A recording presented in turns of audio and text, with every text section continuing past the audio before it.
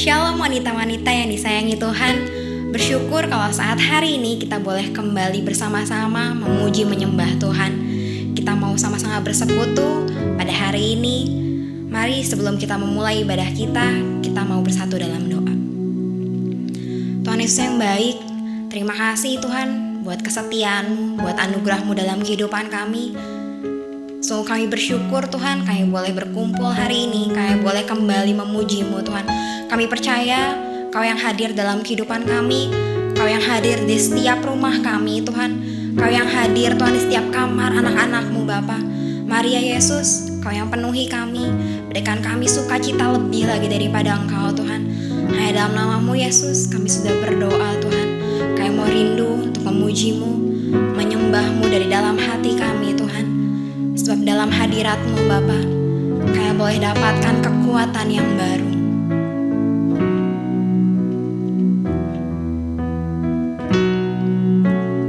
Di hadirat-Mu, tempat yang kurindukan, nafas hidupku dan sumber kekuatan. Di sana Kau nyatakan isi hati dan rindumu, sehingga ku mengerti berharganya hidupku.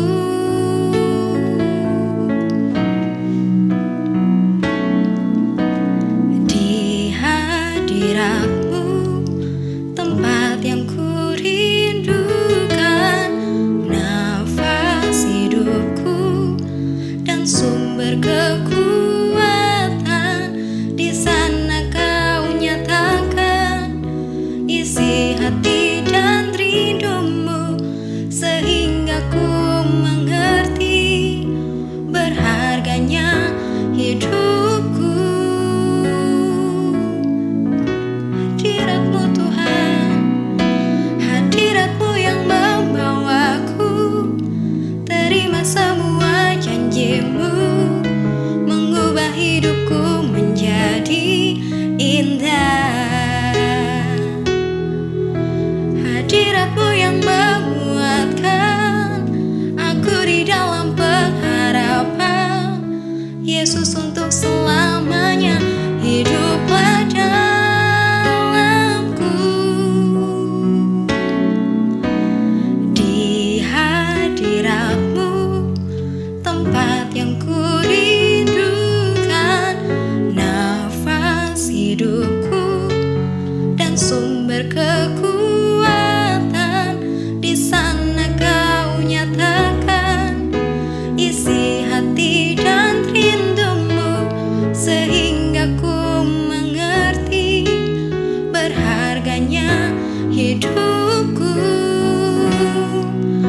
Hadirat-Mu yang membawaku, terima semua janji-Mu, mengubah hidupku menjadi indah.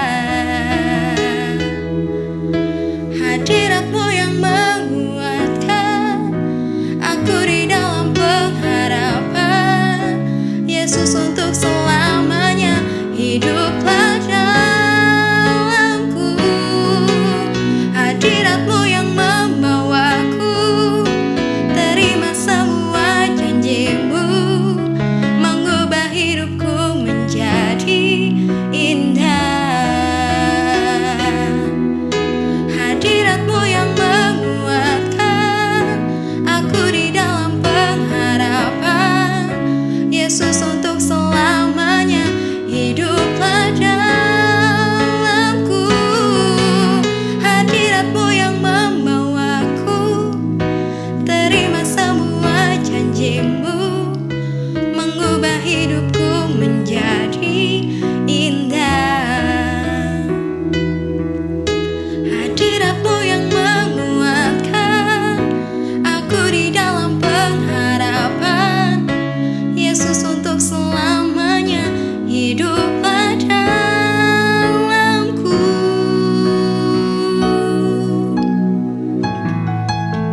Biar Kau yang hidup dalam kami Tuhan, Kau yang memenuhi setiap kami Bapa.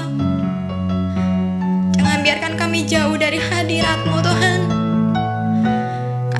terus tinggal dalam hadirat-Mu.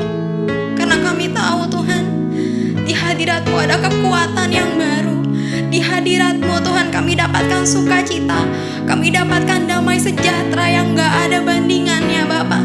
Mari Tuhan hari ini Bapa, Kau yang melawat setiap anak-anak-Mu, Kau yang memenuhi setiap kami Yesus. Oh haleluya Tuhan,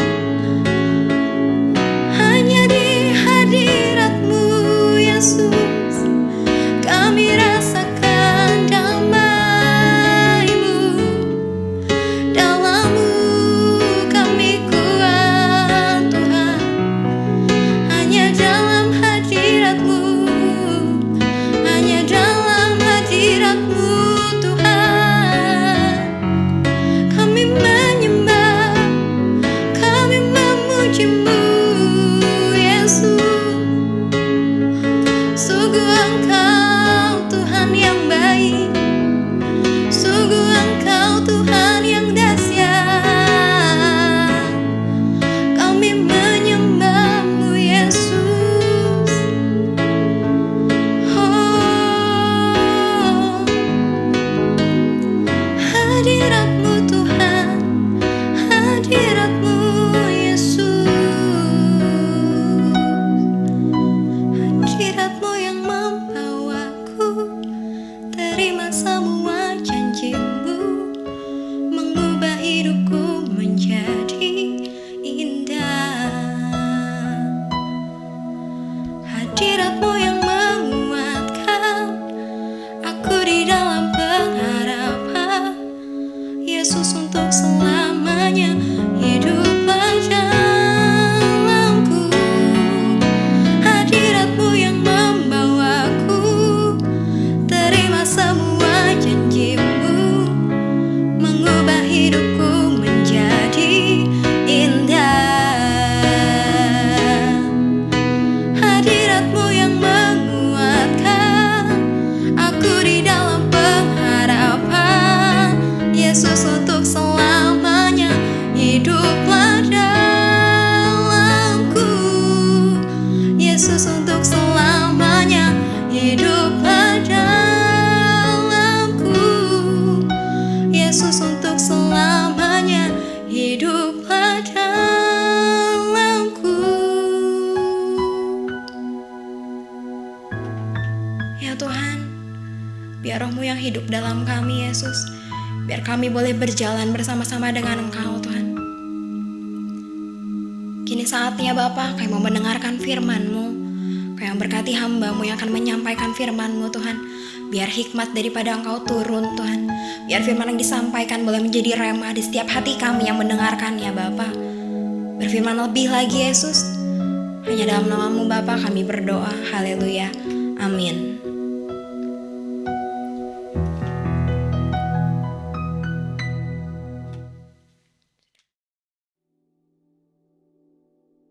Shalom, ibu-ibu sekalian, terima kasih untuk kesempatan yang diberikan kepada saya pada sore hari ini. Saya diberi tema oleh Adet, judulnya Nafas Hidup Orang Kristen. Nah, kalau kita bicara mengenai nafas hidup orang Kristen, itu pasti kita berbicara mengenai doa.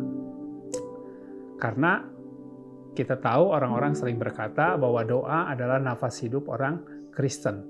Nah, kalau nafas itu kan dilakukan secara otomatis, lalu dilakukan tanpa henti. Artinya apa? Artinya doa itu harus dilakukan secara otomatis oleh setiap anak-anak Tuhan, dilakukan tanpa henti. Bapak Ibu Saudara sekalian, kita akan lihat di dalam Lukas pasal 11 ayat 1 dan 4. Lukas ini dikatakan kitab khusus untuk wanita. Kenapa dikatakan kitab khusus untuk wanita? Karena Lukas ini dimulai dengan cerita mengenai wanita dan diakhiri dengan cerita tentang wanita juga. Baik, kita akan buka sama-sama Lukas pasal 11 ayat 1-4, saya akan bacakan. Pada satu kali Yesus sedang berdoa di salah satu tempat, ketika ia berhenti berdoa, berkatalah seorang dari murid-muridnya kepadanya, "Tuhan, ajarlah kami berdoa sama seperti yang diajarkan Yohanes kepada murid-muridnya." Jawab Yesus kepada mereka, "Apabila kamu berdoa, katakanlah, Bapa, dikuduskanlah namamu, datanglah kerajaanmu, berikanlah kami setiap hari makanan kami yang secukupnya, dan ampunilah kami akan dosa kami, sebab kami pun mengampuni setiap orang yang bersalah kepada kami. Dan janganlah membawa kami ke dalam pencobaan." Saudara-saudara sekalian, Tuhan Yesus mengajarkan murid-muridnya tentang doa. Nah, di dalam Lukas 11 ayat 1-4 ini bisa dikatakan doa Tuhan Yesus. Bahasa Indonesia mengatakan doa Bapa kami, tetapi di dalam bahasa Inggris the Lord's Prayer atau artinya doa Tuhan. Dalam doa yang diajarkan oleh Tuhan Yesus, kita memanggil Allah dengan sebutan Bapa. Bapa yang mengasihi kita tentunya.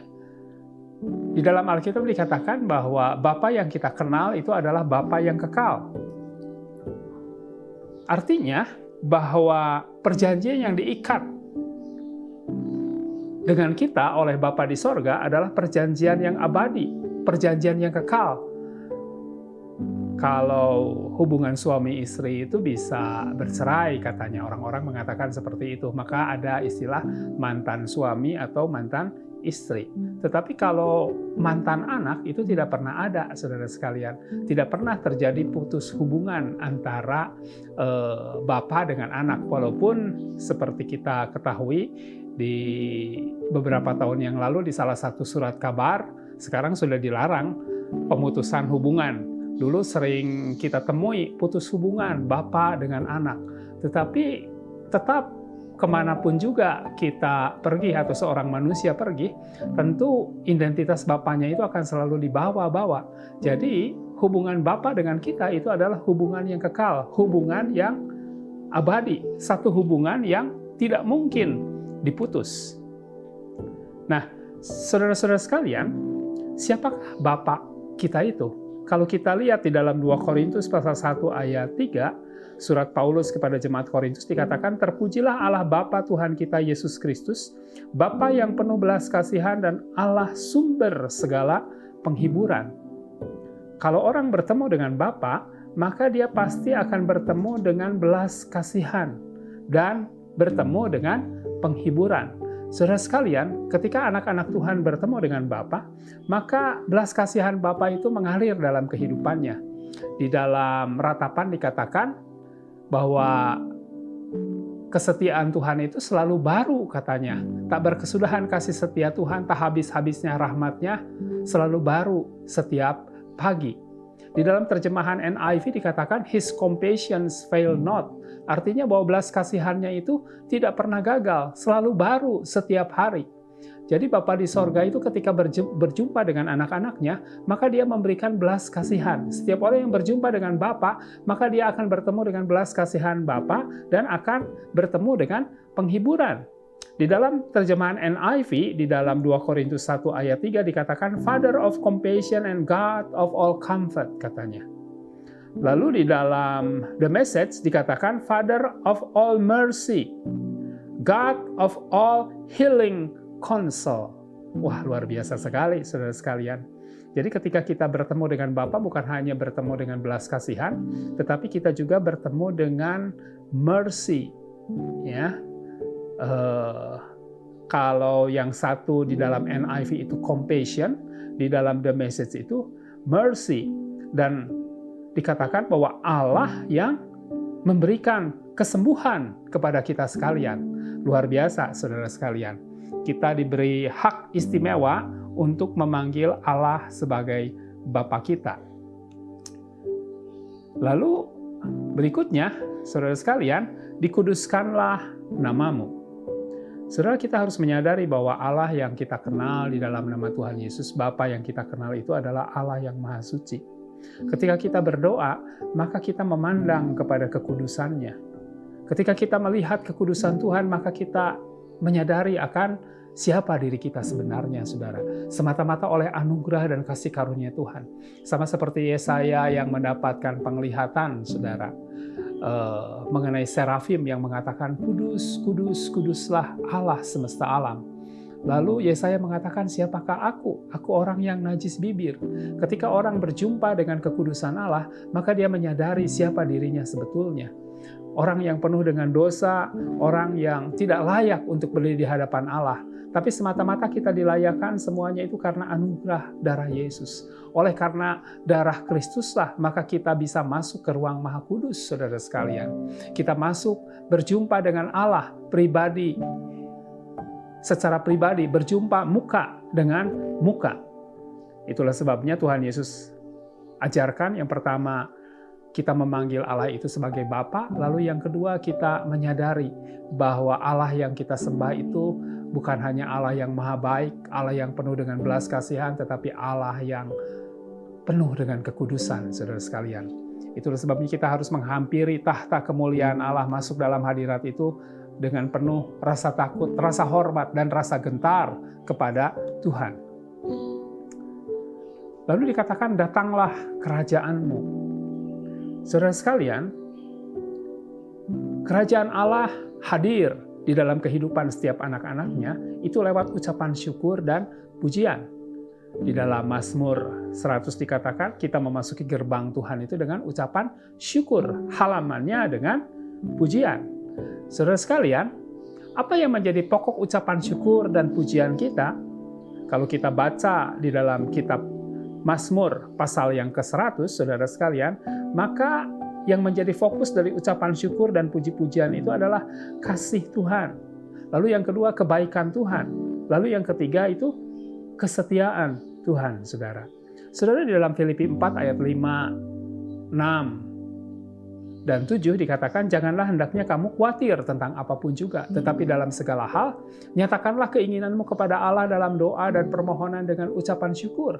Maka damai sejahtera Allah yang melampaui segala akal itu akan memelihara hati dan pikiranmu di dalam Yesus Kristus. Saudara bayangkan kalau misalnya kita berdoa meminta sesuatu kepada Tuhan.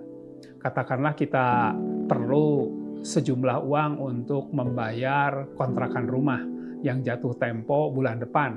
Kita perlu uang, katakanlah 15 juta untuk membayar uang kontrakan kita. Lalu kita berdoa kepada Bapa, Tuhan, Allah Bapa di sorga, berikanlah kepada saya 15 juta untuk bayar kontrakan.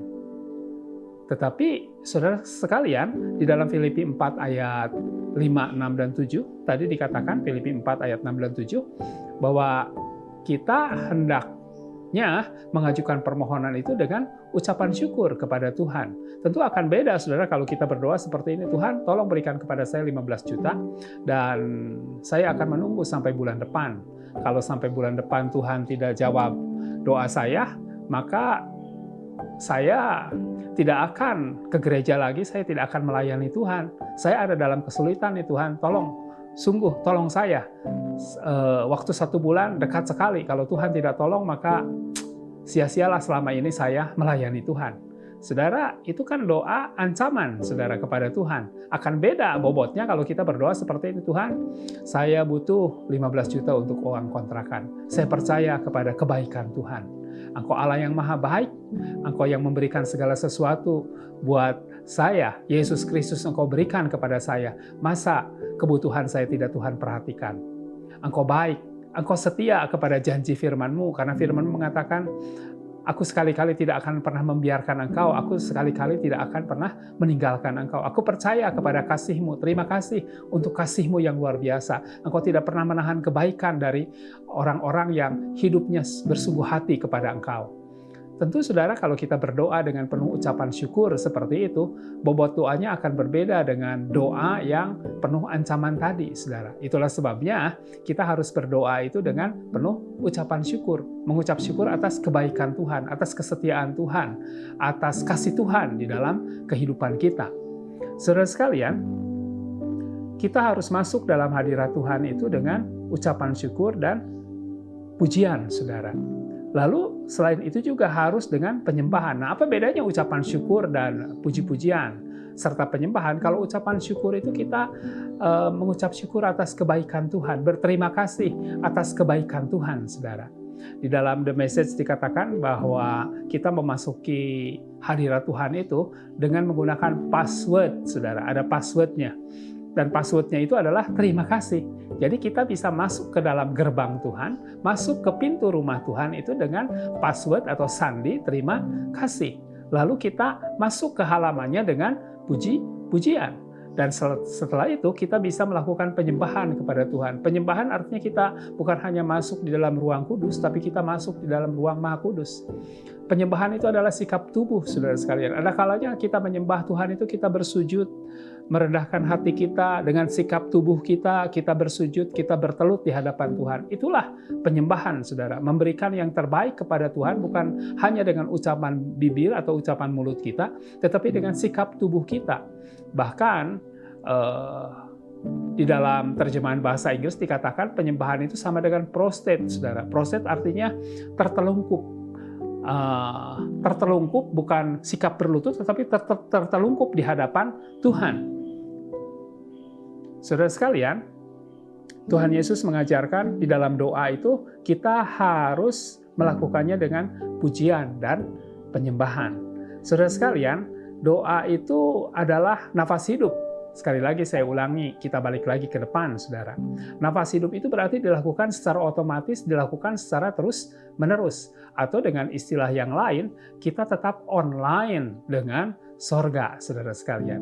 Kalau kita online dengan sorga, sama seperti kasus di dalam internet, saudara, atau handphone kita, kalau ketika kita online, maka ketika ada pesan yang dikirim kepada kita, pesan itu bisa langsung masuk dan bisa kita baca.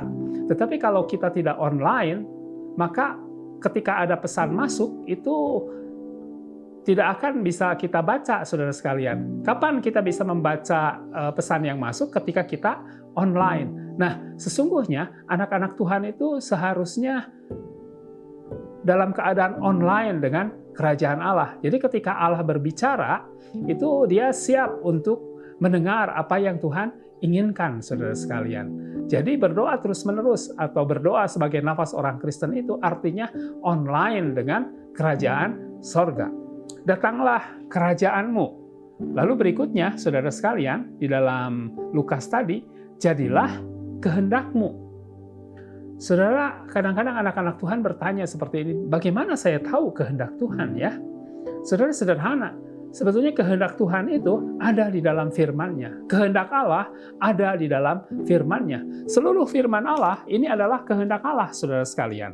Itulah sebabnya ketika kita membaca firman Tuhan, kita bertemu dengan kehendak Allah. Ketika kita berdoa untuk satu hal, untuk satu kesulitan di dalam kehidupan kita, saudara sekalian, katakanlah berdoa untuk kesembuhan.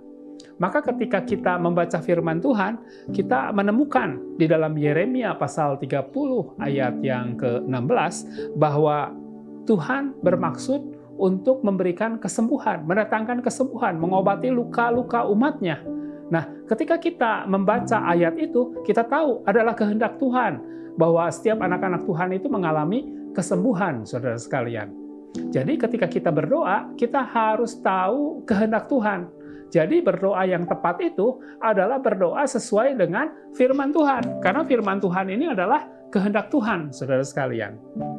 Itulah sebabnya Tuhan Yesus ajarkan, saudara, jadilah kehendakmu, katanya, saudara. Ya. Kemudian yang berikutnya, dikatakan, berikanlah hari ini makanan kami yang secukupnya, saudara. Ya. Dalam The Message, sekali lagi, saya senang sekali kalau baca The Message itu, saudara. Ya, The Message Bible dikatakan, keep us alive with 3 square meals, katanya. Pelihara kehidupan kami itu dengan 3 kali makan.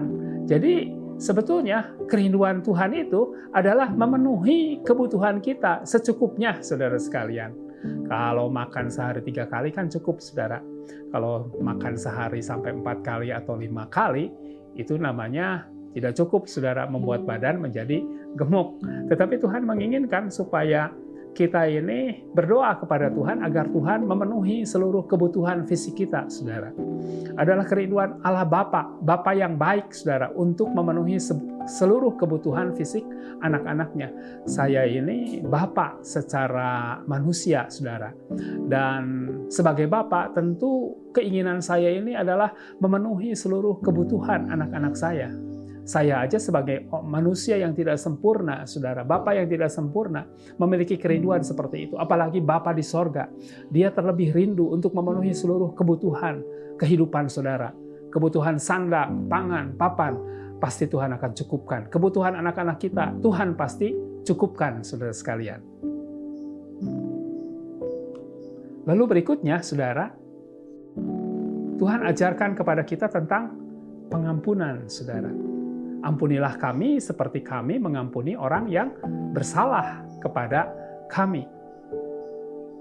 Kita diajarkan di dalam bahasa Inggris itu untuk forgiven and forgiving, saudara. Forgiven itu diampuni, forgiving mengampuni. Orang yang mendapatkan banyak kasih karunia, saudara, yang mendapatkan pengampunan yang banyak, menyadari dosa-dosanya sudah dihapus oleh Tuhan, tentu akan dengan mudah dia memberikan pengampunan kepada orang lain. Saudara sekalian, pengampunan itu bukan hanya untuk orang lain saja, saudara, tetapi kita juga harus belajar mengampuni diri kita sendiri. Banyak orang gagal di dalam mengampuni dirinya sendiri, saudara. Kalau orang tidak bisa mengampuni dirinya sendiri, biasanya dia tidak bisa mengampuni orang lain. Itulah sebabnya Tuhan mengajarkan kepada kita supaya kita memberikan pengampunan, saudara, kepada orang lain. Supaya apa? Supaya kita juga sembuh, saudara. Kita sudah menerima pengampunan yang luar biasa lewat pengorbanan Tuhan Yesus di atas kayu salib. Segala dosa-dosa kita tidak diperhitungkan. Sejauh timur dari barat, katanya, dijauhkan dosa kita. Jauh ke dalam tubir laut dilemparkannya semua dosa kita. Tuhan tidak mengingat segala pelanggaran kita, saudara. Semuanya sudah dibasuh oleh kuasa darah Yesus. Itulah sebabnya kita wajib memberikan pengampunan kepada orang yang bersalah kepada kita, saudara. Saudara, mungkin saudara katakan, aduh berat, saya tidak mampu untuk memberikan pengampunan. Saudara sekalian, Tuhan Yesus tidak mencari orang yang mampu, tetapi orang yang mau, saudara.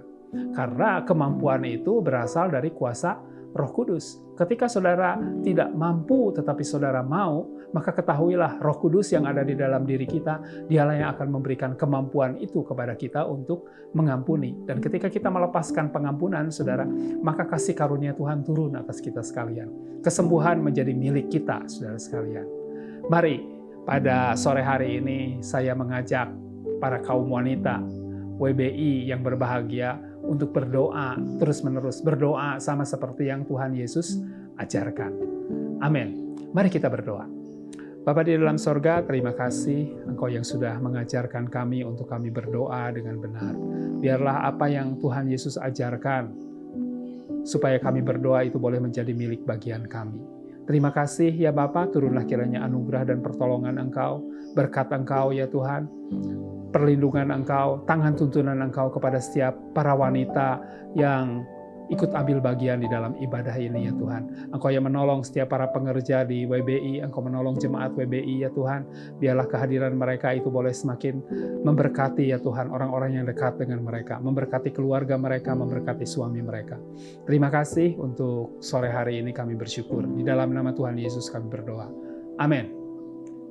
Tuhan Yesus memberkati kita semua. Amin.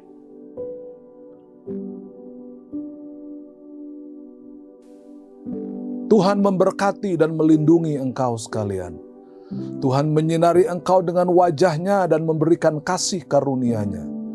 Tuhan menghadapkan wajah-Nya dan memberikan kepada engkau sekalian damai sejahtera. Karena itu kekasih-kekasih Allah, tinggal tetap bersama dengan Tuhan dimanapun engkau berada.